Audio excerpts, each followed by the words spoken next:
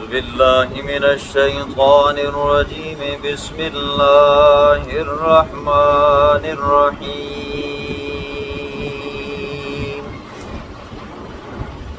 سبح اسم ربك الأعلى الذي خلق فسوى والذي قدر فهدى والذي أخرج المرعى فجعله غثاء أحوى سنقرئك فلا تنسى إلا ما شاء الله إنه يعلم الجهر وما يخفى ونيسرك لليسرى صدق الله العظيم. اس سورت کا نام سورۃ الاعلیٰ ہے. پہلی آیت میں موجود اعلیٰ کے لفظ کی مناسبت سے اس کا نام سورۃ الاعلیٰ پڑے. سورۃ الاعلیٰ کا سورۃ طارق کے ساتھ ربط. سورۃ طارق میں فرمایا میرے محبوب اگر یہ ڈھیٹ لوگ ضدی لوگ نہیں مانتے تو آپ ان سے فرما دیں کہ تھوڑا ٹھہرو، ذرا صبر کرو، گرفت خداوندی آئے گی. اب سورۃ اعلیٰ میں اللہ رب العزت فرمائیں گے اس گرفت سے بچنا ہے تو شرک سے بچ جاؤ اور توحید مان لو ورنہ تمہارا ٹھکانہ جہنم ہے.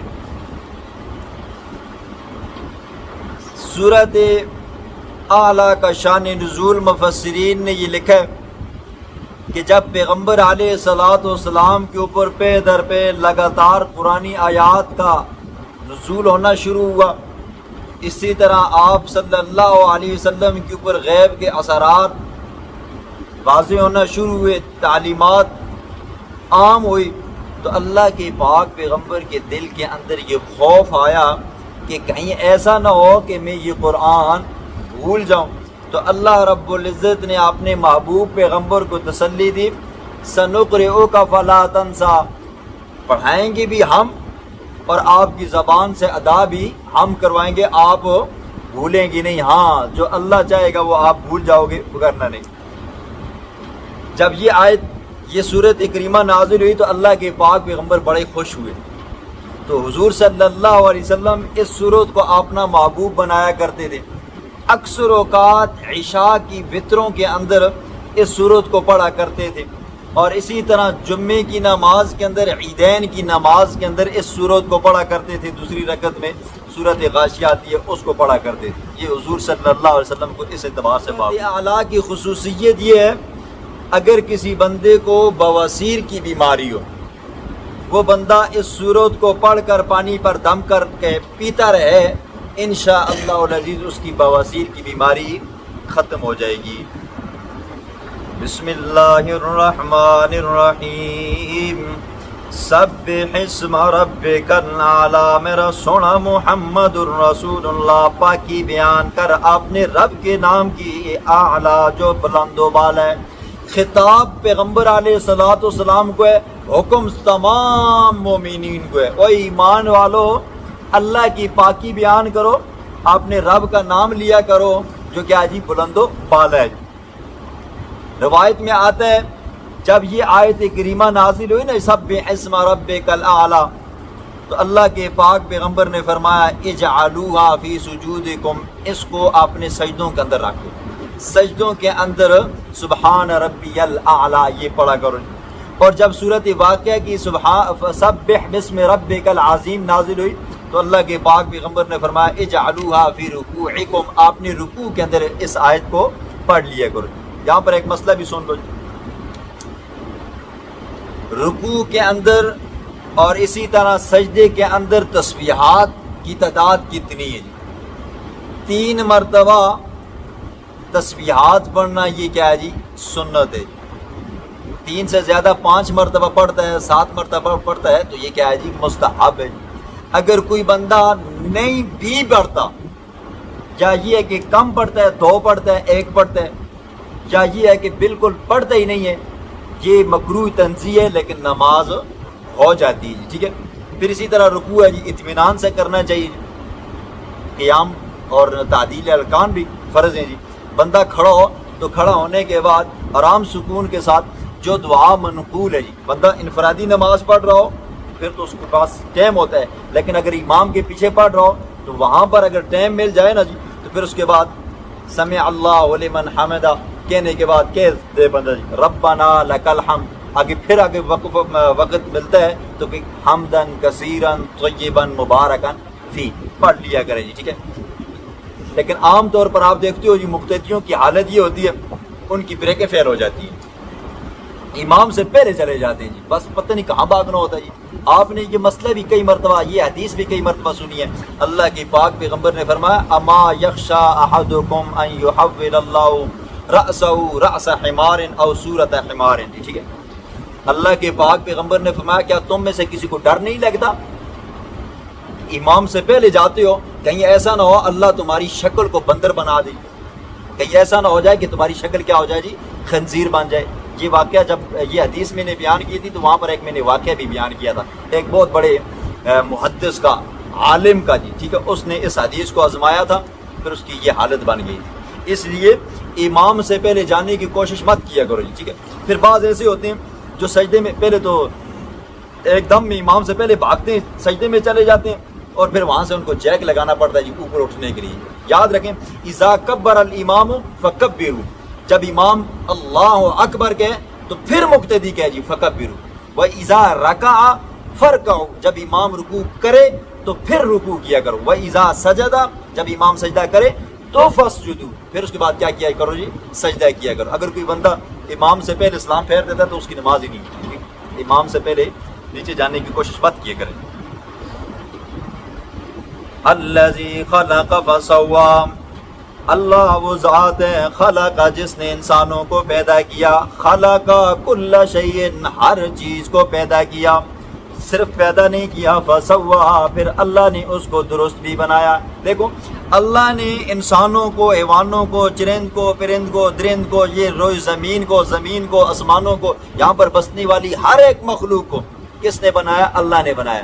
پھر بنا کر ویسے نہیں چھوڑا جی، ٹھیک ہے۔ بندہ اگر اللہ بناتا نا جی، پیدا کرتا تو بندے کو یوں ہی چھوڑ دیتا تو بندہ گول مول ہو جاتا ہے جی، ٹھیک ہے، سیدھا سارا وہ گین بن جاتا ہے۔ فرمایا نہیں فسوا، پھر اس کو کیا کیا؟ ہر ایک کے اعضاء کو اعتدال میں رکھا جی۔ اب دیکھو اگر انسانوں کی ایک ہاتھ یہ عام ایسا ہی ہوتا اور ایک ہاتھ کیا ہو جاتا ہے جی زرافے کی ٹانگوں کی طرح لمبا ہو جاتا ہے، اچھا لگتا ہے۔ ایک کان کیا یہ ہمارا یوں ہی ہوتا اور ایک کان کیا یہ ہاتھی کی طرح ہوتا، اچھا لگتا ہے۔ ایک آنکھ ہماری انسانوں کی طرح ہوتی اور ایک کیا ہے جی ہاتھیوں سے بھی بڑی ہوتی، یا یہ کہ بندے کی منہ کیا ہوتا جی وہ اونٹ کی طرح بنا ہوتا، اچھا لگتا نہیں۔ اللہ نے انسان کو پیدا کیا فسوا، پھر اس کو برابر کیا۔ سورۃ 3 میں آپ سنیں گے اللہ نے وہاں پر فرمایا لقد خلقنا الانسان فی احسن تقویم، ہم نے انسان کو حسین سے حسین تر بنایا، حسین سے حسین تر بنایا۔ یہ اللہ کی کیا یہ قدرت کاریگری ہے۔ والذی قدر فہدی، نمبر 3 پہلے اللہ نے پیدا کیا، پیدا کرنے والا اللہ ہے، مارنے والا اللہ ہے۔ فسوا، نمبر 2 اس نے اعضاء کو بھی درست رکھا۔ والذی قدر فہدی، خود سوچو جی 4 انگلیاں ہم نوالا جب بناتے ہیں نا تو یوں کر کے انگوٹھا بالکل برابر ہو جاتا ہے، اگر انگوٹھا ہی وہاں پر ہوتا جی پھر کیا بناتے؟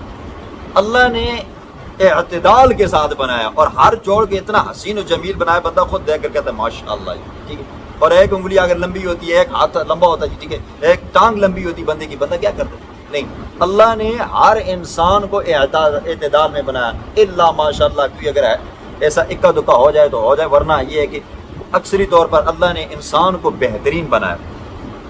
والذی قدر فہدی، والذی وہ ذات قدر جس نے ہر چیز کا اندازہ کیا، تقدیر مقرر کی۔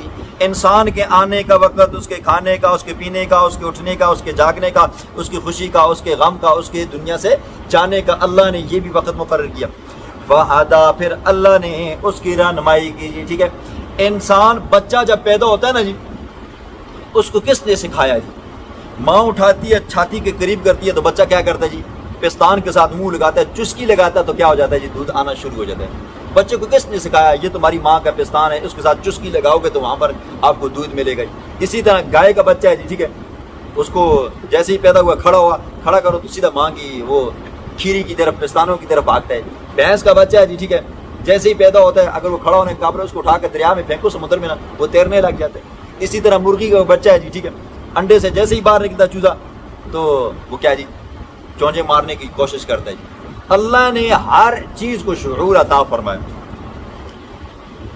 امام اہل سنت نے اپنی تفسیر کے اندر ایک واقعہ لکھا ہے جی، حضرت مولانا قاری محمد طیب صاحب نور اللہ مرقدہ دارالعلوم دیوبند کے محتمے میں وہ فرماتے ہیں کہ ہم ایک جگہ پر گئے جی، اور وہاں پر بندروں کی تعداد کثیر تھی، بہت زیادہ تعداد میں کیا تھی بندر تھے، لیکن وہاں کی جو ریاست تھی راجپوتانہ، پابندی تھی آپ بندروں کو مار نہیں سکتے ہو۔ اب وہاں پر رہنے والے جو ہندو تھے وہ بھی پریشان تھے، مسلمانوں کی جو جماعتیں جاتی یا مسلمان جاتے وہاں پر وہ بھی کیا جی پریشان ہو جاتے کہ بھائی ہوا کیا ہے۔ حضرت قاری صاحب رحم اللہ فرماتے ہیں کہ یوں کیا گیا کہ ہم نے اس کے لیے سینکڑوں ہزار ڈھونڈ کر لائی گئی، روٹی کے اندر ڈال کر روٹیاں بنا بنا کر چھت کے اوپر پھینک دی، کچھ نہ کچھ تو کیا ہو جائیں گے، مر جائیں گے، جو باقی آئیں گے عبرت حاصل کریں گے، بھاگ جائیں گے، کچھ نہ کچھ افاقہ ہو جائے گا۔ کہتے ہیں کہ ایک بندر آیا جی، وہ وہاں پر بیٹھ کر سوچتا رہا، پھر اس کے بعد 2-3 آئے جی، انہوں نے بھی سوچا اور چلے گئے، نہ کھایا جی۔ پھر اس کے بعد 20-30 آئے جی، انہوں نے بھی دیکھا لیکن نہ کھایا جی۔ پھر ایک چمگٹھا آیا جی، نہ کھایا، سارے کے سارے واپس چلے گئے۔ تھوڑی دیر ہم نے سوچا کہ بھئی یہ کیا، یہ ترکیب ناکام ہو گئی ہے۔ فرماتے ہیں تھوڑی دیر بیٹھے ہوئے تھے جی، وہ 200-300 کی تعداد میں کیا ہو گئی، بندر آگے، اور ان کے اندر ایک بڑا بوڑھا بندر بھی آیا، ٹھیک ہے، آرام سکون کے ساتھ بیٹھے، ان کے ہاتھوں کے اندر ایک جڑی بوٹی تھی جی، پتا تھا، اور روٹیاں ٹکڑے کرتے کھاتے، اور اس کے بعد کیا کرتے جی، وہ پتے کو، وہ جڑی بوٹی جو تھی اس کو بھی ساتھ کھاتے۔ ہم نے بھی سوچا کہ بھئی یہ کیا معاملہ ہوا ہے۔ جب بعد میں اس کی تحقیق کی گئی نا جی، وہ بڑے حکیم لوگ ہوتے تھے، تو وہ جو زہر ڈالا تھا اس زہر کا تریاق لے کر آئے تھے، ٹھیک ہے۔ اب دیکھو بندروں کو کس نے بتایا جی یہ والا بیچ میں زہر پڑا ہوا ہے، اور اس زہر کا تریاق کیا ہے جی، فلان جڑی بوٹی ہے، آئے آرام سکون کے ساتھ روٹیاں کھائی، جڑی بوٹی کھائی اور مسواک مارا اور چلے گئے، ٹھیک ہے۔ ہر چیز کو اللہ نے شعور عطا فرمایا، ہر چیز کو اللہ نے شعور عطا فرمایا۔ والذی اخرج المرعی، صرف اللہ نے انسانوں کے انتظام نہیں کیا، انسانوں کی خوراک کے انتظام نہیں کیا، بلکہ اللہ نے حیوانوں کا بھی انتظام کیا ہے۔ والذی، وہ ذات کے اخرج المرعی، جس نے نکالا ہے سر سبز خوشنما گھاس، ٹھیک ہے۔ اب دیکھو جی، آپ لوگ لگاتے بھی ہو جی، گھاس لگاتے بھی ہو جی جانوروں کے لیے جی، ہمارے علاقے کے اندر قدرتی ہوتا ہے جی، پہلے تو جانوروں کو ہم کھلا چھوڑ دیتے ہیں، وہ گھاس کھاتے ہیں، جب دیکھتے ہیں کہ موسم ختم ہونے والا ہے پھر اس کو کٹائی کرتے ہیں جی، ہماری زبان میں سرٹ کہتے ہیں۔ پھر کاٹنے کے بعد اس کو خشک کرتے ہیں، خشک کرنے کے بعد اس کی گٹیاں بنا کر رکھ دیتے ہیں، جب سردیاں آتی ہیں پھر ان کو کھلاتے ہیں۔ فرمایا والذی اخرج المرعی، وہ ذات جس نے جانوروں کے لیے سرسبز خوشنما گھاس نکالا، فجعلہ، پھر کیا اس گھاس کو غثاء خشک، احوا، چورا چورا، کالا جی، ٹھیک ہے۔ پہلے سبز تھا، جانور کھاتے رہے جی، پھر مالکوں نے کیا کیا جی، جو بچ گیا اس کو کٹائی کی، کٹائی کرنے کے بعد کر کے رکھ دیا جی۔ فرمایا پھر خشک ہوا، خشک ہوتے کے بعد پھر کیا، وہ بھی پھر بھی کھاتے ہیں۔ سنقرئک فلا تنسا، عن قریب ہم پڑھیں گے آپ کے اوپر، فلا تنسا، پس آپ نہیں بھولیں گے میرا محبوب، آپ پریشان مت ہو، اس قرآن کا آپ کے دل کے اوپر جمع کرنا بھی ہمارے ذمہ ہے، اور آپ کی زبان سے پڑھانا بھی ہمارے ذمہ ہے۔ سورہ قیامہ میں آپ نے سنا ہے ان علینا جمعہ وقرآن، اس قرآن کا جمع کرنا آپ کے سینے کے اوپر ہمارے اوپر لازم ہے۔ لا تحرک بہ لسانک، میرا محبوب جب جبریل پڑھا کرے نا تو اپنی زبان کو حرکت مت دیا کرے، ٹھیک ہے۔ اللہ نے اس کی ذمہ داری اٹھائی ہے، انا نحن نزلنا الذکر وانا لہ لحافظون، اس قرآن کے نازل کرنے والے بھی ہم ہیں اور اس کی حفاظت کرنے والے بھی ہمیں۔ حضور پر اترا قرآن آج تک زبر زیر پیش ایک نقطے میں، ایک شد میں، ایک مد میں بھی فرق نہیں آیا اور قیامت تک نہیں آئے گا۔ کیوں؟ اس کی حفاظت کا ذمہ اللہ نے لیا جی، اور اس کی صورتیں کیا ہیں، آگے حافظ قرآن بن رہے ہیں، ٹھیک ہے۔ الا ما شاء اللہ، مگر وہ جو اللہ چاہے گا وہ آپ کے ذہن سے اللہ نکال دے گا، باقی جو آپ کے ذہن میں محفوظ ہوگا وہ کبھی نہیں آپ کو بھولے گا، ٹھیک ہے۔ انہ یعلم الجہر وما یخفی، اللہ تو وہ ذات ہے جو جانتا ہے ظاہری چیزوں کو، ظاہری باتوں کو، وما یخفی اور پوشیدہ باتوں کو۔ یہ جو ہم زبان سے جو باتیں کرتے ہیں نا جی، اللہ ان کو بھی جانتا ہے، اور جو دلوں کے اندر ہم چھپاتے ہیں جی، اللہ اس کو بھی جانتا ہے۔ اللہ تو وہ ذات ہے، انہ علیم بذات الصدور، ابھی خیال بندے کے دل میں آتا نہیں ہے تو اللہ پہلے سے کیا کرتا ہے جی، جانتا ہے اس بندے کو یہ خیال آنے والا ہے۔ وَنُيَسِّرُكَ لِلْيُسْرَىٰ، اور ہم آسان کریں گے آپ کے لیے، لِلْيُسْرَىٰ آسان کام۔ لِلْيُسْرَىٰ سے مراد مفسرین فرماتے ہیں ایک تو یہ ہے دین کا کام، دین ہم آپ کے لیے کیا کر دیں گے جی، آسان کر دیں گے، اس کی دعوت و تبلیغ آپ کے لیے آسان ہو جائے گی۔ اور دوسرا معنی یہ کرتے ہیں وَنُيَسِّرُكَ لِلْيُسْرَىٰ، ہم آپ کے لیے آسان کر دیں گے جنت کو جی۔ مطلب کیا ہے جی، وہ اعمال جو جنت میں لے جانے کا سبب بنتے ہیں، وہ اعمال آپ کے لیے کیا بن جائیں گے جی، آسان ہو جائیں گے جی۔ اب دیکھو جی، جو بندہ آزاد پھرتے رہے نا جی، آزاد پھرتے رہے، وہ قانون کے دائرے میں جائے نا جی، تو شروع میں کیا ہوتا ہے جی، بڑا تنگ ہوتا ہے جی، کہاں سے پھنس گئے جی، یہ کام بھی نہیں کرنا، یہ کام بھی نہیں کرنا، وہاں بھی نہیں جانا، یہاں بھی نہیں جانا۔ تو شریعت کیا کرتی ہے جی، ہر طرف سے بندے کو روکتی ہے جی۔ جب بندہ عادی ہو جاتا ہے نا جی اس قانون کے اندر رہ کرنا جی، پھر بندہ کیا کرتا ہے جی، پھر بندے کو وہ قانون اچھا لگتا ہے، جب باہر آتا ہے وہ کہتا ہے یار یہ کیا بھیڑ بکریوں والا انتظام کیے ہوئے، ٹھیک۔ فذکر، پس آپ نصیحت کریں، ان نفعت الذکریٰ، تحقیق نفع دے گی نصیحت۔ الذکریٰ سے مراد کیا ہے جی، قرآن مجید ہے۔ سیذکر من یخشی، عن قریب نصیحت حاصل کرے گا، من یخشا، من وہ بندہ، یخشا جو اللہ سے ڈرے گا، جس کے دل کے اندر عنابت ہوگی، یہ نصیحت، یہ قرآن اس کو فائدہ دے گا۔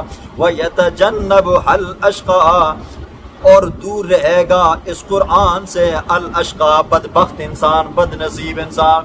میرا محبوب آپ نصیحت کریں گے، ٹھیک ہے۔ مفسرین نے لکھا ہے کہ جہاں پر میرا محبوب آپ کو نفع اور اسی طرح توقع کی امید ہوگی کہ یہ بندہ کیا ہو جائے گا جی، مسلمان ہو جائے گا، یہ بندہ کیا جی میری نصیحت اس کو نفع دے گی، تو وہاں پر کیا جی آپ نے نصیحت کرنی ہی کرنی ہے۔ لیکن جہاں پر آپ کو یقین و امید و توقع ہو یہ بندہ میری بات نہیں مانے گا، پھر وہاں پر نصیحت کرنے کی ضرورت نہیں ہے، ٹھیک ہے۔ ہاں، وَيَتَجَنَّبُهَا الْأَشْقَىٰ، بدبخت بندہ اس قرآن سے دور رہتا ہے۔ وہ بندہ جو اللہ سے ڈرتا ہے، جو قرآن اس کے لیے نصیحت بن جاتا ہے، اور وَيَتَجَنَّبُهَا الْأَشْقَىٰ، بد نصیب بندہ اس قرآن سے کیا ہو جاتا ہے جی، دور ہو جاتا ہے۔ الَّذِي يَصْلَى النَّارَ الْكُبْرىٰ، پھر کیا ہوتا ہے، الَّذِي وہ شخص، يَصْلَى النَّارَ الْكُبْرىٰ، داخل ہوگا جہنم کی بڑی آگ میں، ٹھیک ہے۔ دنیا کی آگ جہنم کی آگ کے مقابلے میں ایک حصہ ہے، اور وہ 69 حصے ہیں، ٹھیک ہے۔ دنیا کی آگ لوہے کو، تانبے کو کیا کر دیتی ہے، یا راکھ کر دیتی ہے۔ خود سوچو جہنم کی آگ کی تپش کتنی ہوگی جی۔ ثم لا يموت فيها ولا يحيا، جہنم میں داخل ہوگا، ثم پھر لا يموت فيها، اس جہنم کے اندر اس کو موت نہیں آئے گی۔ بندہ دنیا میں پریشان ہو، غمگین ہو، بیماریوں میں لگا ہوا ہو نا، بس روح قبض ہوگی تو پھر پریشانیاں بھی ختم ہو جاتی ہیں، بیماریاں بھی ختم ہو جاتی ہیں۔ لیکن جہنم کے اندر لا يموت فيها، موت نہیں آئے گی۔ بندہ وہاں پر آرزو کرے گا، وہ کہے گا وَنَادَوْا يَا مَالِكُ لِيَقْضِ عَلَيْنَا رَبُّكَ، جہنم کے دروغے سے کہیں گے اپنے رب سے فریاد کر ہم سے کیا کر دے جی، یہ معاملہ ختم کر دے، ہمارے اوپر کیا آ جائے، موت آ جائے۔ یا لیتہا کانت القاضیہ، کاش موت کیا کر دے جی، ہمارا فیصلہ کر دے۔ لیکن وہاں پر موت نہیں آئے گی۔ اگر موت آئے نا جی تو پھر کام ہی تمام ہو جاتا ہے نا جی، پھر سزا کا کوئی مدار ہی نہیں ہوتا۔ اللہ وہاں پر موت نہیں دے گا، وہاں پر سزا ہوگی۔ وَلَا يَحْيَا، وہاں پر بندہ جی بھی نہیں سکے گا، راحت والی زندگی وہاں پر بھی نہیں ملے گی۔ کچھ لوگ کہتے قد افلح من تزکا، تحقیق کامیاب ہو گیا من وہ بندہ، تزکا جس نے پاکی حاصل کی۔ پاکی دو طرح کی ہے جی، ایک اندرونی پاکی اور ایک بیرونی پاکی۔ اندرونی پاکی کیا ہے جی، کلمہ توحید پڑھا، کلمہ طیبہ پڑھا، اس کے اوپر ایمان رکھا، اپنے آپ کو شرک سے، بدعات سے، رسومات سے محفوظ رکھا، اپنے اندر کو حسد سے، کینے سے، بغض سے، چغلخوریوں سے، بہتان ترازیوں سے پاک کیا۔ یہ اندر کی پاکی ہے۔ اور باہر کی پاکی، بندے کو جنابت لائق ہو گیا تو غسل کر دیا، حدث لائق ہو گیا یعنی کہ وضو شضو ٹوٹ گیا تو اس نے وضو کر لیا، یہ کیا ہے جی، ظاہری پاکی ہے۔ جس طرح اندر کی پاکی ضروری ہے اس طرح باہر کی پاکی بھی ضروری ہے جی. اندر کی پاکی کے اندر حلال مال بھی آتا ہے جی. حلال مال کھائے گا تو اندر پاک رہے گا، حرام کھائے گا تو اندر کیا ہو جائے گا جی؟ باطن ناپاک ہو جائے گا جی. اپنا حق کھائے گا تو کیا ہے جی؟ حلال ہے، غیروں کا حق کھائے گا تو کیا ہے جی؟ ناپاک ہو جائے گا جی. اس لیے آپ نے اندر کی بھی پاکی کرنی ہے اور باہر کی بھی پاکی کرنی ہے. وَذَكَرَ اسْمَ رَبِّهِ فَصَلَّى قد افلح من تزکا، تحقیق کامیاب ہو گیا وہ شخص تزکا جس نے پاکی حاصل کی، جو شرک سے بچا، گندے عقائد سے خود کو محفوظ کیا. وَذَكَرَ اسْمَ رَبِّهِ فَصَلَّى اور ذکر کیا اپنے رب کے نام کا، فَصَلَّى پس نماز پڑھی، اپنے رب کا نام یاد کیا اور نماز پڑھی. حضرت مولانا حسین علی الوانی رحمہ اللہ فرماتے ہیں وَذَكَرَ اسْمَ رَبِّهِ فَصَلَّى مصیبتوں میں تھا تب بھی اللہ کو یاد کیا، حاجتوں میں تھا تب بھی اللہ کو یاد کیا، خوشی آئی تو تب بھی اللہ کو یاد کیا، فراحی آئی تب بھی اللہ کو یاد کیا، دکھوں میں بھی اللہ کو یاد کرتا رہا، غموں میں بھی اللہ کو یاد کرتا رہا. جب خوشیاں ملی، جب راحت آئی، مالداری آئی تو تب بھی اللہ کو یاد کرتا رہا. اور حضرت پنجپیری رحمہ اللہ وہ اس کا معنی کرتے ہیں، فرماتے ہیں وَذَكَرَ اسْمَ رَبِّهِ فَصَلَّى اور اپنے رب کا نام لیا، دعوت و تبلیغ کی، فَصَلَّى پھر نماز پڑھی. ٹھیک ہے ہاں. وَذَكَرَ اسْمَ رَبِّهِ فَصَلَّى اور ذکر کیا اپنے رب کے نام کا، فَصَلَّى پس نماز پڑھی.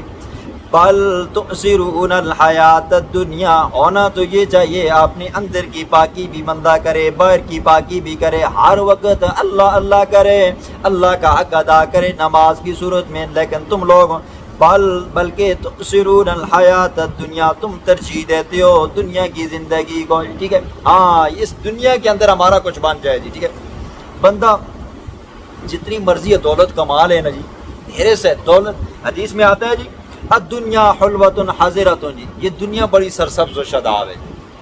یہ دنیا کیا ہے جی؟ بڑی سرسبز و شاداب ہے اور میٹھی ہے. جتنی کھاؤ گے نا جی تو کیا ہے جی؟ آپ کو اتنا میٹھا زیادہ لگے گا، جتنی زیادہ کھاؤ گے اتنا زیادہ میٹھا لگے گا. لیکن اگر حد سے زیادہ میٹھا کھاؤ گے نا تو کیا ہو جاتا ہے جی؟ شوگر ہو جاتا ہے. حد سے زیادہ بندہ کھائے تو شوگر ہو جاتا ہے. اس لیے تھوڑی ہو، قناعت والی ہو. پھر اگر مولوی حضرات کہتے ہیں نا جی قناعت والی ہو نا، پھر جو بڑے بڑے ہیں ہمارے حضرت مولانا مفتی طارق مسعود صاحب، مولانا طارق جمیل صاحب، ان کے پاس گاڑیاں ہوتی ہیں جی، وی آئی پی قسم کی گاڑیاں ہوتی ہیں. پھر لوگ کہتے ہیں اسوں کو اپنے کی قناعت کرو، تھوڑے تک کرو جی. تو آپ کیا جی BMW گاڑی کے اندر جی، یعنی کہ پراڈو کے اندر، بچاروں کے اندر کیا جی خود گھومتے ہیں. اور بھائی حلال کا مال اگر آپ کے پاس ہے نا تو آپ ہوائی جہاز اپنا خریدو جی. ٹھیک ہے ہوائی جہاز اپنا خریدو، لیکن یہ ہے کہ اس کو کیا کرو جی؟ سیدھے کاموں میں لگاؤ، نہ کہ 2-4 روپے آ جائیں اس کو حرام کاموں میں لگاؤ جی. اگر اللہ نے کسی کو دیا ہے وَأَمَّا بِنِعْمَةِ رَبِّكَ فَحَدِّثْ، اگر اللہ نے آپ کو مال و دولت دیا نا تو کم از کم پتہ تو لگے نا کہ یہ بندہ بھی کیا جی مالدار ہے جی. ٹھیک ہے بندہ امیر کبیر ہوتا ہے جی، کروڑ پتی ہوتا ہے، لیکن کپڑے کیا جی پھٹے تروٹے ہوتے ہیں. ٹھیک ہے بل تؤثرون الحیات الدنیا بلکہ تم ترجیح دیتے ہو دنیا کی زندگی کو، والآخرۃ خیر وابقا اس کے مقابلے میں آخرت کیا جی بہت بہتر ہے، وابقا اور ہمیشہ رہنے والی ہے. دنیا کی زندگی چاہے جیسی کیسی بھی ہو ایک دن اس کے اوپر فنا آ جانا ہے. والآخرۃ خیر وابقا اس کے مقابلے میں آخرت بہت بہتر ہے اور ہمیشہ کے لیے ہے. ان ھذا لفی الصحف الاولی یہ والی بات کون سی بات؟ والآخرۃ خیر وابقا آخرت کیا جی ہمیشہ رہنے والی ہے، آخرت کی زندگی بہت بہتر ہے. یہ والی بات لفی الصحف الاولی پہلے صحیفوں میں بھی ہے. کون سے صحیفے؟ صحف ابراہیم و موسیٰ، حضرت ابراہیم خلیل اللہ کے صحیفوں کے اندر اور موسیٰ کلیم اللہ کے صحیفوں کے اندر. حضرت ابو ذر غفاری رضی اللہ تعالیٰ عنہ نے پیغمبر علیہ الصلوۃ والسلام سے پوچھا یا رسول اللہ کہ انبیاء کی تعداد کیا ہے؟ اللہ کے پاک پیغمبر نے فرمایا 1,24,000 کم و بیش یہ انبیاء کی تعداد ہے. ٹھیک ہے یہ مشکات شریف کی روایت. پھر پوچھا یا رسول اللہ رسولوں کی تعداد کیا ہے؟ فرمایا 315 رسول ہیں، باقی اس کے بعد کیا ہیں جی نبی ہیں. پھر اللہ کے پیغمبر نے فرمایا تمہیں پتہ ہے ان سارے پیغمبروں کے اندر 4 پیغمبر ایسے ہیں جن کو اللہ رب العزت نے عربی بنایا ہے. حضرت حود علیہ السلام، حضرت شعیب علیہ السلام، حضرت صالح علیہ السلام اور آپ کا پیغمبر جناب محمد رسول اللہ صلی اللہ علیہ وسلم. پھر فرمایا کہ اللہ رب العزت نے ان پیغمبروں کے اوپر کچھ صحیفے نازل فرمائے. کل آسمانی صحیفے 104 ہیں جی، جن میں سے 4 بڑی کتابیں تورات، زبور، انجیل اور قرآن. تورات موسیٰ کلیم اللہ پر اتری، زبور خلیفۃ اللہ پر اتری، اور انجیل عیسیٰ روح اللہ پر اتری، اور قرآن محمد الرسول اللہ پر اترا. اس کے علاوہ جو صحیفے حضرت آدم علیہ السلام کے اوپر 10 صحیفے اللہ نے نازل فرمائے، حضرت شیس علیہ السلام کے اوپر اللہ نے 50 صحیفے نازل فرمائے، اور اسی طرح آتا ہے حضرت ادریس علیہ السلام کے اوپر اللہ نے 30 صحیفے نازل فرمائے، اور تورات کے ملنے سے پہلے اللہ نے موسیٰ کلیم اللہ کے اوپر 10 صحیفے نازل فرمائے. ان سارے صحیفوں کے اندر کیا لکھا ہوا ہے؟ بل تؤثرون الحیات الدنیا، تم دنیا کی زندگی کو آخرت کے مقابلے میں ترجیح دیتے ہو، حالانکہ والآخرۃ خیر و ابقیٰ، آخرت کی زندگی بہتر ہے اور ہمیشہ رہنے والی ہے.